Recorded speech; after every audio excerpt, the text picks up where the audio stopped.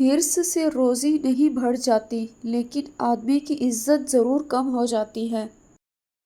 جہالت ایک مسلسل گناہ ہے۔ جب تک کسی شخص سے بات چیت نہ ہو اسے حقیر نہ سمجھو۔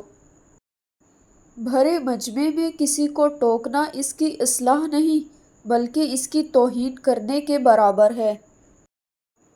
خدا کی رحمت سے نا امید ہونا نہایت نقصان دہ ہے۔ بے صبری سے تقدیر الہی تو ٹلتی نہیں، اجر و ثواب البتہ ضائع ہو جاتا ہے۔ جاہلوں کی بات پر تحمل کرنا عقل کی زکوٰۃ دینا ہے۔ قناعت سب سے بڑی دولت ہے۔ دوسروں سے مسکرا کر پیش آنا سب سے پہلی نیکی ہے۔ عقل مند ہمیشہ غم اور فکر میں رہتا ہے۔ اپنے اعمال کے وزن کو خیرات سے بھاری کرو۔ اپنے دلوں سے دوستی کا حال پوچھو کیونکہ دل ایسے گواہ ہیں جو رشوت نہیں لیتے۔